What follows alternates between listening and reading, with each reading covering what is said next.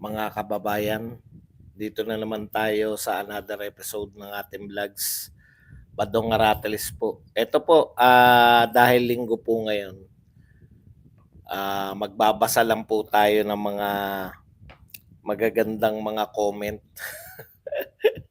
Actually, ibig ko sabihin na magaganda yung mga negative comments ng mga tukmolins, no? Pero, siyempre, pag-usapan din natin. Ako, sa totoo lang, ito po yung presidente natin. Kakaiba, no? Siya yung nananawagan ng unity, di ba? Hanggang ngayon, unity pa rin yung sinasabi.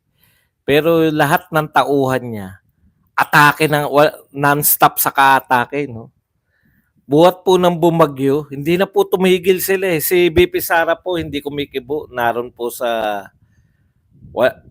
nasa ano po siya sa Germany. Si Tatay Digong naman, hindi rin. Yung napanood nyo po na interview, parang bago pa yata yung bagyo niya, no? So wala talaga. Tapos sila yung atake ng atake sa mga hindi nagsasalita, no? Alam niyo yun, yung non-stop po yung atake nila kay BP Sara. Sabi ko nga, gigil na gigil tong mga to kay BP Sara. Kung ako kay BP Sara, may pagkasotil yan sa BP Sara. Kung ako talagang, kahit wala akong planong manood ng Taylor Swift, manonood na ako para makapambuisit lang. Kasi hindi ko makuha yung nasa gitna po tayo ng nasa gitna tayo ng anong tawag diyan? Nasa gitna tayo ng kalamidad. Tapos ang tulong ninyo dumakdak at tirahin yung mga hindi tirahin si BP Sara. Yun yung banat nila eh, tumira eh. Kasalanan ba namin kung palpak yung Pangulo nyo? Hindi po maitatama ng kapalpakan yung pag-atake ninyo kay BP Sara. May maniniwala ba na ang dahilan ng kapalpakan nyo dahil nagpunta ng Germany si BP Sara? Pinatutunayan lang po na yung atin pong masyado ng yung pagkakahati-hati. Napaka anong tawag dito? Napaka ironic, no? Napaka-ironic na yung bukang bibig mula noong nangampanya hanggang ngayong presidente na unity. Unity ang bukang bibig niyan eh. Pati mga alagad niya, Alipores. Si Martin unity rin eh. Unity na unity. No, pero nakita mo yung nangyari sa bansa, hating-hati na. Kapapanawagan nyo na unity, lalo nyong hinahati yung bansang Pilipinas eh. Tinignan ko lang, no? Ang layo po, talagang majority president ka, Mr. President eh. First time, buhat po nung nagkaroon ng multi-party system na yung ating presidente ay majority president. Ibig sabihin, ang bumoto kay BBM at saka kay BP Sara ay majority ng mga botante. Dati kasi, hati-hati lang eh. No? Napaka-ironic kasi yung tinignan ko ngayon lang yung kay Pangulong Duterte. Yung 2016 na survey. Tignan nyo yung taong nangangampanya pa lang, nagmumura na. Minumura na yung mga kalaban at pinagbabantaang titigukin pag hindi nagsitino, no? Tapos hindi pa siya majority kasi 16 million lang siya. Kumpara mo kay BBM 31 million. Halos doble yung bumoto sa'yo kaysa kay Pangulong Duterte. Pero nagawa niya sa pamamagitan, no? Hindi naman po ako presidente. Yun po ang pagkakaiba eh. Hindi po ako presidente. Hindi po yung meron naman pong time na yung presidente po ang sinusuportahan ko. Hindi po ganyan nung presidente natin si Digong. Dahil si Digong nagsimula po siya, hindi po siya majority president. Di po ba? Hindi siya majority president eh. 16 million lang po bumoto sa kanya. Malaki po pagkakaiba. Maganda yung may comment na ganun. Malaki po pagkakaiba ng follower ni Digong at follower ni Marcos. Ang follower ni Digong, pinagtatanggol si Digong. Pinagmamalaki yung ginagawa ni Digong. Dahil sinisiraan ng mga dilawan. Ang follower ni Marcos, sinisiraan si Digong. Alam niyo yung pagkakaibang malaki? Pinagtatanggol namin yung mga ginagawa ni Digong. Sinisiraan niyo. War on drugs. Pinagtatanggol namin yung war on drugs. Oh. Ayun po malaking pagkakaiba eh. Di ba? Ang laki po ng diferensya. Nagmula po si Tatay Digong sa 16 million lang. Pagdating po ng patapos na si Tatay Digong, pinakamataas na siya na rating. Si BBM, napakataas na rating. Pero dahil sa paghahati-hati, nahati na po talaga eh. Yung ka-unit team niya, sila mismo nagsira sa unit team.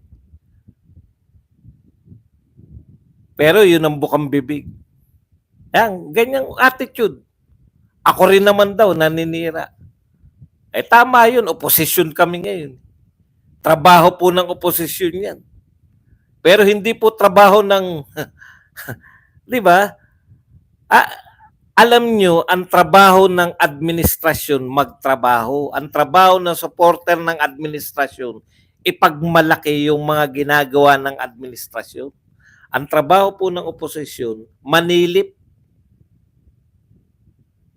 Oh, hindi nyo alam?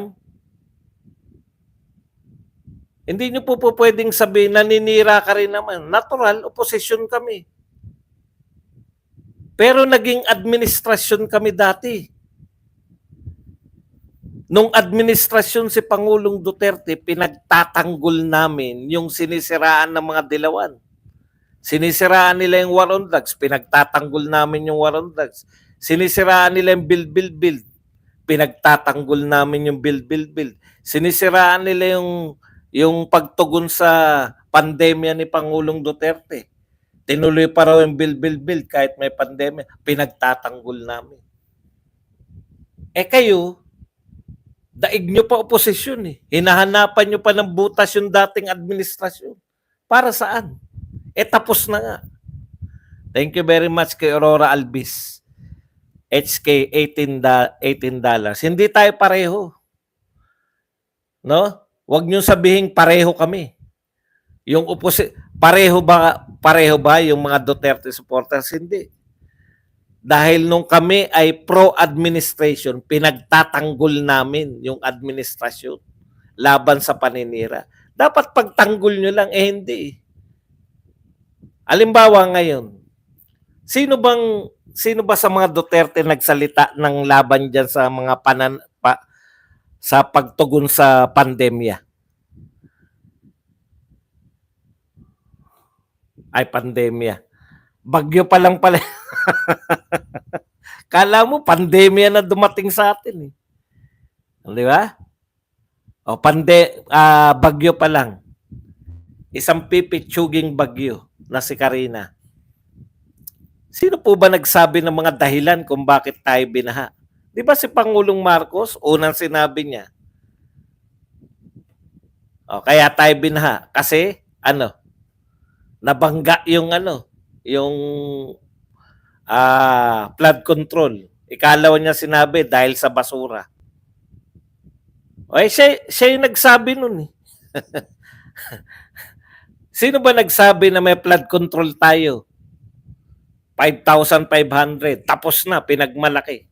Si BBM. Kaya sisitahin namin. Asan na yung flood control? Nabangga eh. Nabangga daw yung flood control. Malaki po diferensya, no? Anyways, sinagot lang natin yun. Alam niyo po, sa totoo lang, wala na to eh. Sira kayo na sira. Bakit mali yung ginagawa nyo? Nangyari na kala Lenny yan eh. Ginawa na nila Lenny yan, siniraan yung mga Marcos at Duterte. Wala po nangyari. Ibig sabihin, hindi nyo po yung mga Duterte supporters, hindi nyo po makukuha yan sa inyo dahil sa paninira. Anong purpose nyo? Bakit nyo sinisira, panay sira lang sa Duterte? Ano ang purpose ninyo ng paninira sa Duterte? Para ma-win over nyo yung mga Duterte? Hindi nyo kami makukuha. Si Duterte, masisira nyo yung legacy. Para saan? Tapos na yung si Duterte, hinangaan na siya. Tapos na eh. 'Di ba? Hinangaan na siya ng mga Pilipino. Alam na ng mga Pilipino yung nagawa. Kahit na sinong tao, alam. Kayo nga eh, yung mga vlogger at mga supporter nga, hindi nyo alam yung mga ginagawa eh. Kung hindi pa nag-report si Pangulong Marcos, hindi natin alam kung ano mga nagawa niya. Meron palang 5,500 na flood control. Kare-report niya lang yan, di naman sa atin yan. Natural, bumaha. Asan yung 5,000? Di ba yun yung tendency? Pinagmalaki mo, 2 araw pa lang nakalipas, pinagmalaki mo. Palakpakan nga yung mga tao, 5,500. Asan na yun? Hanapin mo siyempre.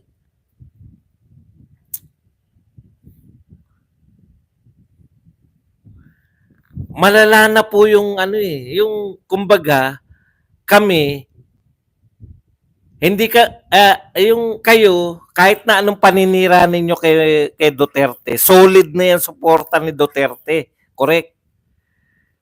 Kami ba pag sinira, si Duterte pala pogo, alam na namin yan. Babaliktad ba kami dahil ganyan? No? Sino na lang ang maraming bumabaliktad? Ang maraming bumabaliktad sa totoo lang sa mga supporter ni Marcos. Kasi tapos na si Duterte. Hinangaan. Lahat ng humanga kay Duterte, intact na yan. Yung mga Dilawan tsaka Makabayan Black, konti lang yan eh. Kahit na anong gawin namin dyan, hindi nakakampiyan sa mga Duterte. Ito po ang realidad ng buhay No? Ito, paulit-ulit naman to. Isa lang, ano bang Jakwan? Ano ba yung sinasabi niya paulit-ulit? Naranasan na nagbabanggaan ng mga vloggers pero mas totoo ang vlogger ni Duterte. Yan, okay yan. Pero isa-isa lang. Paulit-ulit kay. Okay. Ang point ko lang ganito, no? Tapos na si Duterte, wala na kayong magagawa dyan. Hindi nyo na mababago. Naramdaman ng tao, kung bumilib kami na si Duterte ay nag-war on drugs, hindi nyo na mababago yan. Kung bumilib kami sa mga build ni Duterte, unless na magbagsakan sabay-sabay yan. Doon lang kami, putan, loko lang pala tayo ni Duterte. Yung build niya pala, wala palang tibay na maasahan. Hindi naman eh.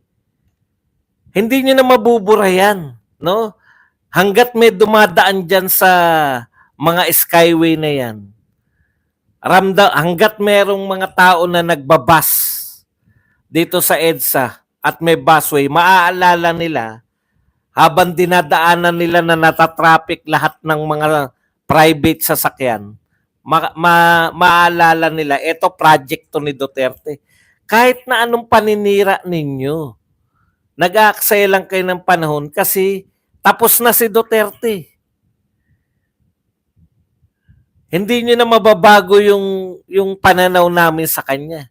Hinangaan namin siya noon, hindi nyo matotokis.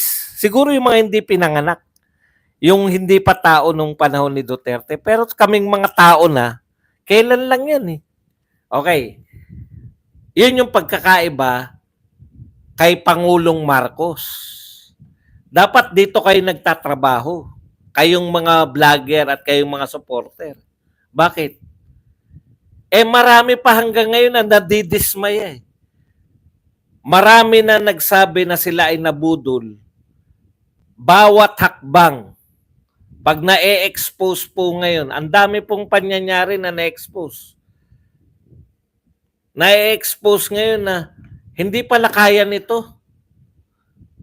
Simpleng bagyo. Magtotohanan po tayo. Hindi po yan kasing lalakas ng Ondoy, Yolanda, Odette. Hindi pa yan pagputok ng bulkan. No? At hindi lalo yan pandemya. Small time pa lang nasakuna, kumbaga. Katunayan, isang araw lang, hupa na lahat eh. Humupa na, isang araw pa lang. Kaya lang na-expose na. Kung small time pa lang nasakuna, halos hindi na alam ang gagawin. Paano pa pag nagsabay-sabay? Alam nyo, may panahon kay Pangulong Duterte, nasa evacuation center yung mga naputukan ng Taal. Nasa evacuation center. Maganda na evacuate lahat. Ano yung pinoblema ng mga dilawan para lang may masabi? Ay, kawawa na nailigtas yung mga tao. Kasi bago pa pumutok, talagang pinupuntahan na sila. Yung mga matitigas ang ulo na bumabalik-balik, yun yung medyo napapahamak. Okay. O hindi pa pala naglandfall talaga si Karina. Talagang ano lang eh, talagang kaya saglit lang eh. Pero meron po sa panahon ni Duterte, may banat pa rin yung mga dilaw, pero wala nang umiintindi sa kanila. Ay, kawawa naman yung mga hayop. Kaya nga dahil nailigtas na lahat ni Duterte yung mga tao, nasa evacuation center na, nagmarunong naman si Lenny, mag-evacuation center naman siya ng mga hayop. Di ba? Naalala niyo yun? Para lang maiba siya. kaya alam na alam mo na wala. Oh. Tapos nung nasa evacuation, dumating naman yung bagyo. Kinakaya eh. Kayang-kaya ni Pangulong Duterte lahat eh. Habang lumilindol sa Mindanao. Eto, dumaan pa lang po siya. Parang hopeless na tayo lahat eh. Tapos, ang solusyon nila, si Sara Duterte may kasalanan yan eh. Nagpunta ng Germany. Kaya siya may kasalanan dahil nasa Germany siya ngayon. Alam niyo, walang katotoran. Alam niyo ang nangyayari ngayon? Intact yung mga Duterte supporter. Ang nababawasan ng suporta, yung mga BBM. Humiwalay na nga nung matagal na panahon na. Nung tinitira nyo pa lang si BP Sara, lahat ng solid Duterte nakasama sa unit team, nangayaw na. Huli na nga si BP Sara eh. So intact na yan. Hindi nyo na makukuha uli na susuporta sa inyo yan. Kahit na anong dakdak ninyo, sayang lang yan. Sinong influensya nyo? Yung mga Makaleni? Dati nyo nang kakampiyan eh. Pero magsama-sama man kayo, hindi pa rin kayo uubra. Konti pa rin kayo. Tapos kami pa yung sasabihin yung konti. Marian Julian, thank you very much sa 6 shekel. Shekel? Yan. Hindi nyo na matitinig yung suporta ni Duterte kahit na anong paninira nyo. So sino yung kinukonsol nyo? Kayo-kayo lang. Kaya nga, sabi ko nga, kung talagang meron Taylor Swift na BP Sara, kung wala pa sa itinerary mo yan, manood ka na talaga ng Taylor Swift para magwala na tong mga to. Baka may magbigti pa rin. Ang tuwa ko lang eh. Okay. Bakit nagkakawatak-watak kahit bukang bibig? Kahit bukang bibig ay unity. Una, hindi naman kayo tumitigil sa kaatake. Buhat ng una nyong inatake si BP Sara, ngayon panay Duterte naman. Pwede ba yun? Unli yung investigasyon niyo. Sabi nga ni Bato, wala bang katapusan niyang investigasyon na sa amin? Hindi na nga dumadalo si Bato eh.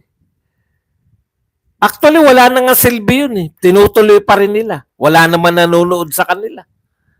Wala naman nanonood dyan eh, yung mga hearing nila sa AJK.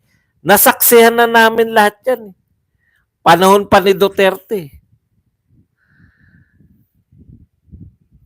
Sabi nga ni Bato, wala bang katapusan yan?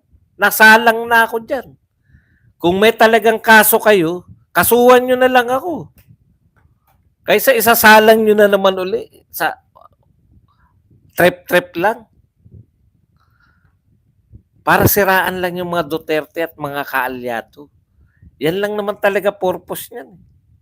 Pustahan tayo, wala po. Hindi nila kayang patawag si Duterte yung ginawa nila kay Kibuloy na mag-issue sila ng warrant of arrest. Si Duterte, may-issuean nyo na warrant of arrest. Kabastusan na nga yung ginagawa ninyo. May kaso na sa ICC, iimbestigahan pa. Okay. Ngayon, meron naman gusto nyo talaga, si Pangulong Duterte kasi, sabi ko nga sa inyo, eto po eto yung na yan, yung boto. Ang boto po ni Duterte, 16 million lang. Si Marroas, almost 10 million, 9.9 million. Si Grace po, another 9 million. At si Jejo Marbinay, may 5,400,000. So, ibig sabihin, pag pinagsama-sama mo, 18, 19 million, more or less, 24 million yung boto ng iba laban kay Duterte. So nawala po yung 24 million na yun. Nalusaw po yun. Yung supporter ni Marroas, supporter ni Grace po, hindi na po natin nakita yan. Jejo Marbinay. Bakit? Marami po dyan na convert na po. Kasi ang minana lang ni riyan, ilan lang yung minana ni Lenny. Yung mga solid dyan. Ilan ba boto ni Lenny? Hindi ko na matandaan. 16 million? O hindi niya na mana yun lahat. Ibig sabihin, dumami pa populasyon.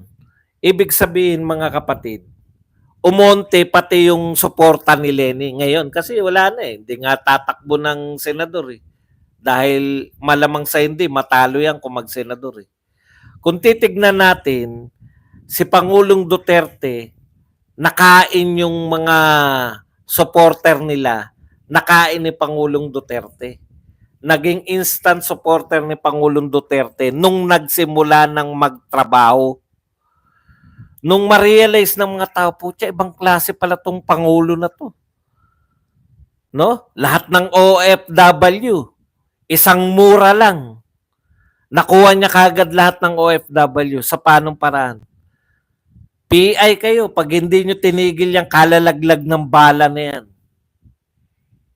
papakain ko sa inyo yan. Instantly. Nawalan po pwede na pong wala ng table dun sa labas ng NAIA. Alam nyo, mukha tayong tanga. Bago ka pumasok sa NAIA, may table na mahaba dun at may mga plastic. Ipa-plastic mo yung iyong bagahe.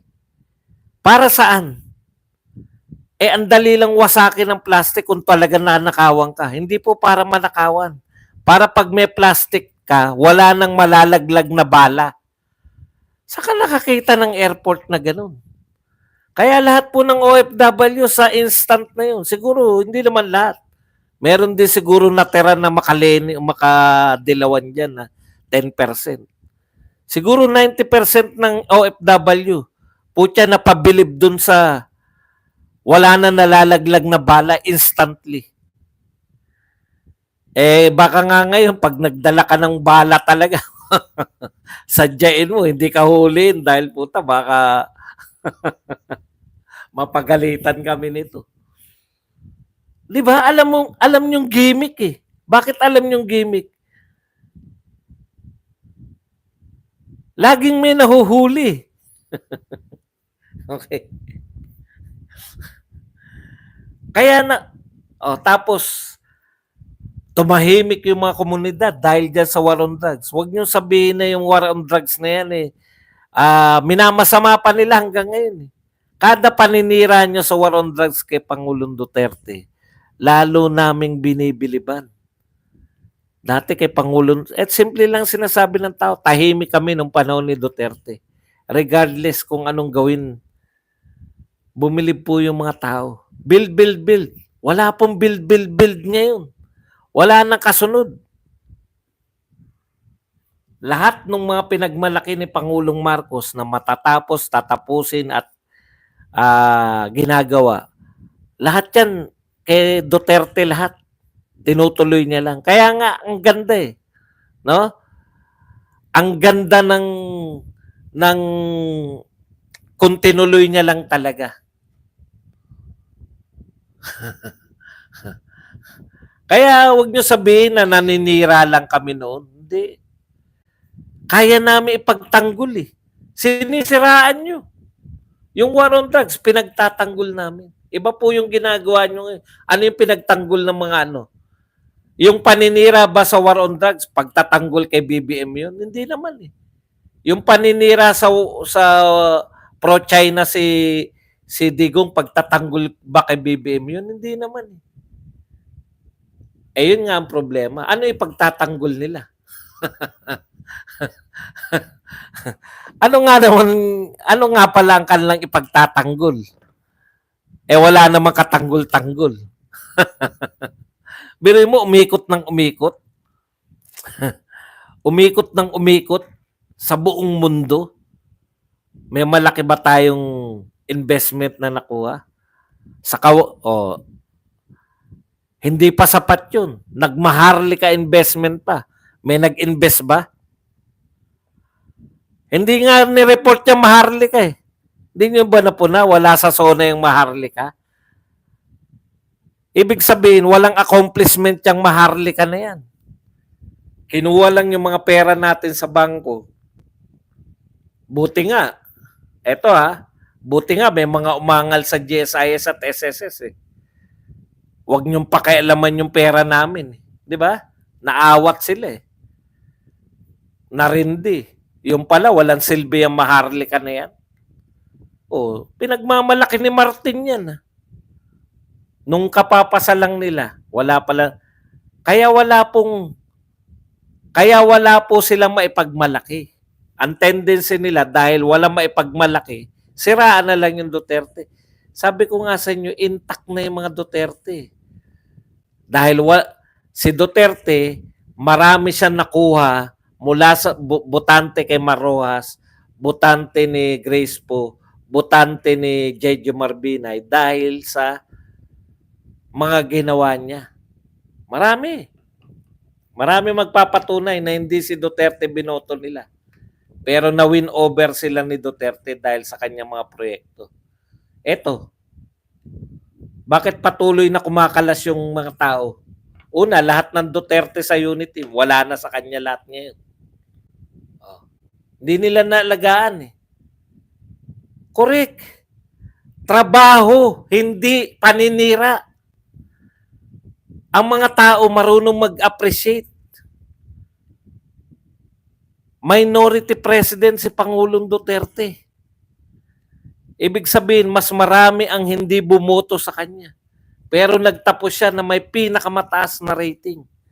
Dahil nagtrabaho siya ng presidente. Kaya ang payo lang ni Pangulong Duterte dito sa ating Pangulo, magtrabaho ka, isubsob mo yung ulo mo dyan. Wala pong shortcut.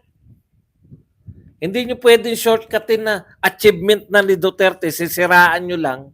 Tapos, yung sinisiraan nyo, yung supporter ng sinisiraan nyo, ay, siniraan nila si Duterte. Ang ganda ng ginagawa ni Duterte, bilib na bilib ako. Pero dahil siniraan nyo, sa inyo na nga ako kakampi. Hindi ganun Bumilib nga kami, kaya kami supporter. Tapos sisiraan nyo, magagalit lalo kami.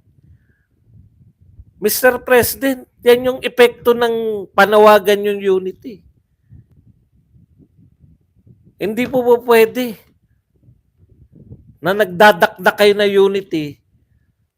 Si BP Sara walang kaimik-imik kung nasa Germany. Meron siyang personal na inatinan.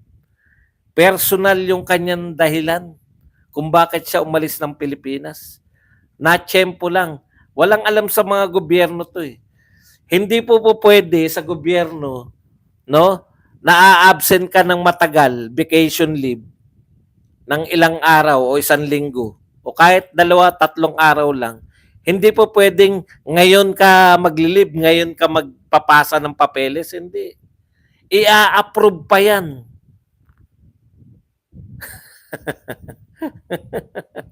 Ayan ang mga pataway, no? Biglang may, isko! Hindi, panapan eh.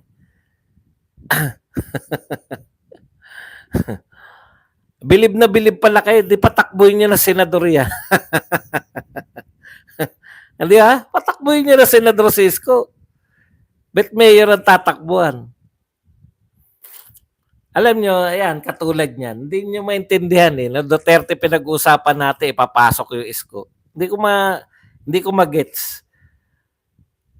Nakita na ba natin sa Maisog yan si Isko? Sumuporta ba yan sa Maisog? Alam ko lahat ng mga supporter ni Duterte nagpakita na sa Maisog eh. Kahit yung mga nasa ibang bansa. Di ba? Yung mga nasa ibang bansa, nagsalita na sa Maisog. Ngayon, hindi po pwede yung tokes lang na yan na ano. Kinakailangan ngayon, magpakita kayo sa Maisog. Dahil ngayon ang tunay na laban eh. Hindi nyo na kami pwedeng dahil lang sinabi ng kung sinong mga tao. No? Ang mga Duterte, ang kinakailangan ng Duterte ngayon, magpakita kayo ngayon ng suporta ngayon. Hindi yung mga tokis-tokis lang. Tinokis lang kayo ng ano. No? Hindi naman dapat natin pag-uusapan yan. Ipapasok nyo. O sige, gusto nyo pag-usapan yan? Sumuporta na ba yan sa mga Maisog?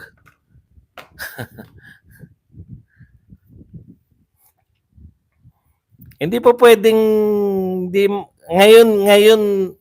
ngayon dinadayok-yok ng lahat si Duterte. Ngayon siya iniwan ng mga dati niyang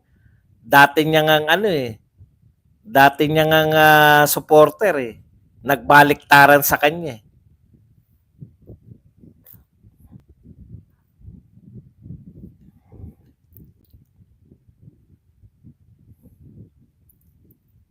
Okay, punta po tayo rito sa mga messages. Magaganda mga messages eh. Linggo naman ngayon. Yung mga message po na magbasa po tayo ng ilan sa mga messages. Masarap magbasa ng mga message eh. Lalo na kung nakakontra sa'yo. Ayoko ng mga messages na yung mga puri-puri, maganda yung nakakontra para maganda ang datingan. Ito po, ranging po sa mga iba't iba pong iba't ibang tawag dito, iba't iba pong mga topic. Tapos nagme-message po sila. O, sige, basa tayo. Ba't di na lang kayo magpresidente? Total, mas magaling pa kayo kay PBBM. Di kayo na lang pumalit sa kanya. Mga ugok. Alam nyo, gustong-gusto namin eh. Kaya mo ba sabihin kay PBBM na umalis na siya? Kasi sinasabi namin eh. Ayaw eh. Very willing po. Meron po tayo sa succession po. No? Akala nyo ba masasaktan kami dyan kayo na kaya magpresidente? O di, pwede naman.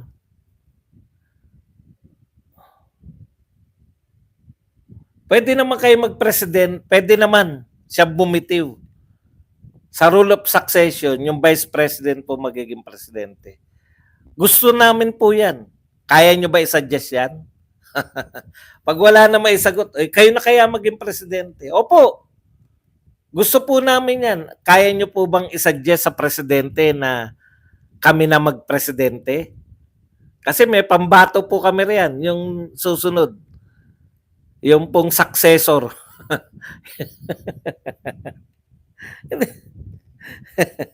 Ganyan po kawik yung ano nila eh. Pati mga sumusuporta nila, wala pong ano, walang anong tawag doon? Walang masabi. Kaya ganyan lang. Kayo na kaya maging presidente. Nagmagaling ka na naman. Sira ka talaga. Ay putya, mahirap pala rito sa mga tumagmagaling. Nagmamagaling po kami kasi mga vlogger po kami. Alam nga naman magpabobo kami rito.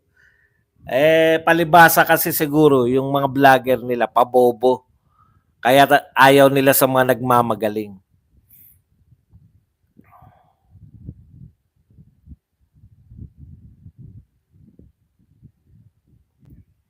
Maliit. Marunong ka pa sa gumagawa. Ginawa naman. Masaya tong ito eh. Marunong ka pa sa gumagawa ng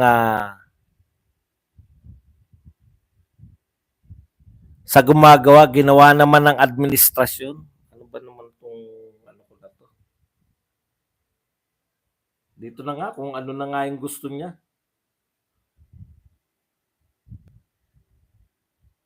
Sana ba yung harps na yun? Marunong ka pa sa gumagawa, ginawa naman ng administrasyon para maiwasan ng baha. Ang magaling sa'yo, si Dotae ng Hari ng Pogo. Alam, marunong pa raw ako sa gumagawa. Para mabawasan ng baha, magaling lang sa'yo. Opo, totoo po yun. Ang magaling po sa akin si Pangulong Duterte. Wala po tayong magagawa. Alam niyo kung bakit? Hindi naman po yung baha yung usapin dito eh. Yung overall performance. 'Di ba? Aminado naman kami, nung panahon ba ni Duterte walang binaha? Meron. Pero ano po pagkakaiba? Panahon po ni Duterte, 2 to 3 days nakapag-meeting na. Alam na ng mga tao niya ang gagawin. Naka-deploy na. 2 to 3 days may pinapakita na yung mga TV station natin. Yung ating media may mga pinapakita na handang-handa na rito sa Santa Ana Elementary School. Eto, nakahanda na po rito yung mga blanket, yung mga, alam niyo yun, yung mga basic necessities. Tapos may kahon, ang ganda nung dinatnan ni Duterte, yung mga, before Duterte, no, ang lahat, ang ano lang po, ang evacuation center na tinatawag, eskwelahan lang, mga room lang sa eskwelahan. Pero nung panahon na ni Duterte, naging ano na yung naging classic na yung no? May mga partition na. Si nagkakahawahan eh. Once na may inubo sa evacuation nung nasa eskwelahan. Tsaka nagagalit yung mga principal. Biruin mo yung mga libro daw sa ginagawang panggato. Walang sistema eh, pero Kapangulong Duterte may sistema. May mga nakikita, alam niyo yan, nakikita niyo yan. Yun po ang basic difference. Nakikita mo yung mga pansagip na rubber boat, speedboat o kung anumang mga rescue operation. Lubog pa rin sa baha, saan napupunta ang 1.4 billion a day. Correct. Ito pa, flood control budget na prepared. Ito, typical to na anti-Duterte. Flood control budget na prepared ni Duterte, in-implement ng administrasyon ni Bongbong Marcos. Nasaan po ang budget? Ninakaw ba ni Duterte? O kinurakot ng DPWH? Nagtatanong lang po. Okay. Yung budget po, ang pinag-uusapan po natin 2024. Natapos po si Pangulong Duterte 2022. So lahat po ng sinasabi niyong budget ni Duterte hanggang 2022 lang. So mula po 2023, budget na po yan ni Marcos. 2024, budget po yan ni Marcos. Ano po yung sinasabi niyong budget ni Duterte? Budget po ni Marcos, ninakaw pa rin ni Duterte. Putyan, tindi naman ni Duterte. Ganun po katanga tong mga to eh. Ano raw yan? Budget daw ni Duterte. Budget, anong tawag? Flood control budget. Prepare daw yan ng panahon ni Duterte. Kaya daw,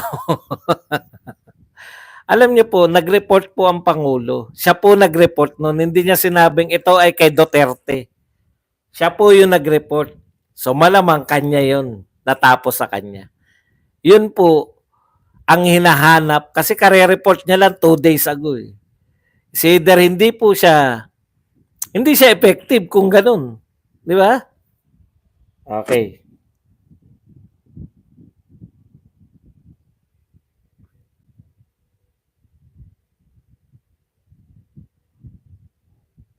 Ito naman po.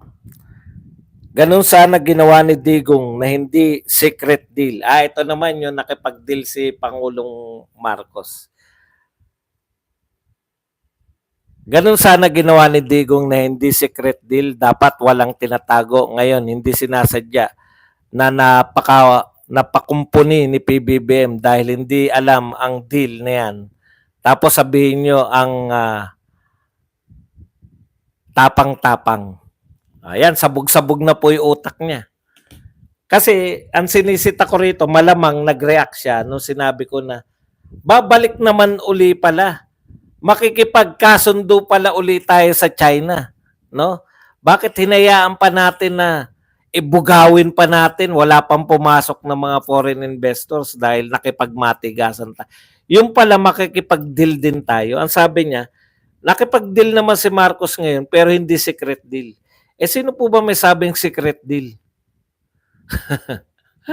Sinasabi nga ni Duterte walang secret deal. Wala po ni isa kahit po yung mga tauhan ni Pangulong Marcos na dating tauhan ni Duterte. Wala po nagsabi na may secret deal. Wala pong secret deal. Open po yan. Ito pa sabi ng isa. Ang babaw na rason mo habang halatang nagbobobobohan ka lang o talagang bobo ka.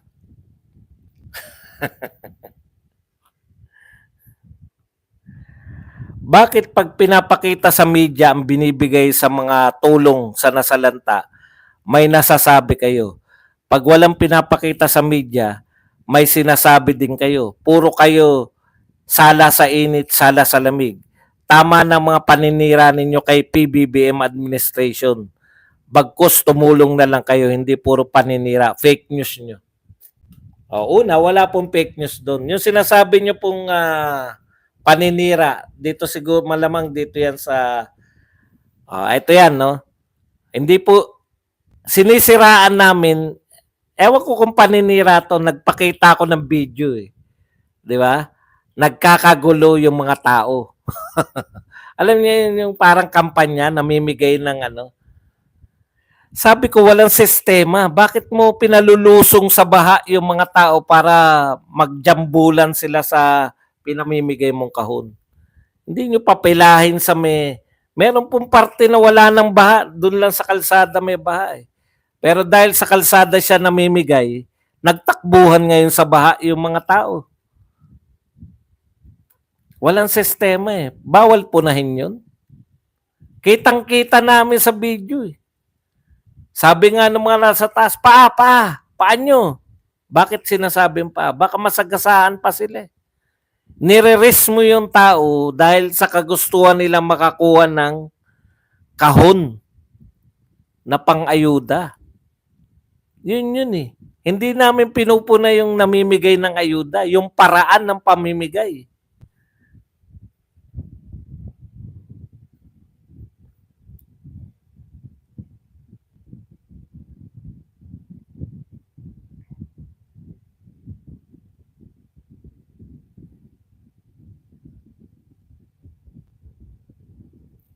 Ito ang taong ugok, bulag, bingi. Sana matuluyan ka para di ka pamarisan. Wag naman, wag naman. Eto po paulit-ulit nila. Nilangaw na naman pala yung maisog rally nyo sa CDO. Paulit-ulit yung nilangaw naman pala yung lahat po ng wala sa kanilang ano no, wala sa kanila na hindi nilangaw. Lahat po ng maisog rally nilangaw. Ano pa ba asahan namin sa inyo? Yung 100,000 nga sa may Tagum City. Punong-puno yung Tagum. Sinabi nyo, nilangaw pa rin. Ano po ba, kahit puno na, nilangaw pa rin sa inyo? Wala talaga, wala kaming aasahan sa inyo na hindi naman po ginawa yan para sa inyo. Hindi naman po ginawa yan para matakutin kayo. Hindi po ginawa yan mga rally para maging people power. Hindi po people power yan. No? Kaya, lahat talaga lalangawin sa inyo. Kasi, iba yung meaning nyo ng langaw. May sumagot nga doon. No? Ito, sabi nyo, namiloso pa rin si Emma. Yan ang hirap, ang daming langaw sa CDO. Magmula umpisa, pinanood ko hanggang sa sobrang dami ng langaw, sabi mo, ba't hindi mo matanggap na tao langaw? Wawa ka naman. Kahit po punong-puno yung venue, nilangaw pa rin sa kanila. Ano po ba sukatan nyo ng langaw? Kahit po ba 3 lang yan eh. Kahit ilan lang po, yung ang importante, makapagpahayag po yung mga tao na sa loobin nila. Sa maisog. Di po ba? Wala po akong nakita, no? Na supporter na pumupunta po ng kusa dun sa mga maisog rally nang hindi po panahon ng eleksyon.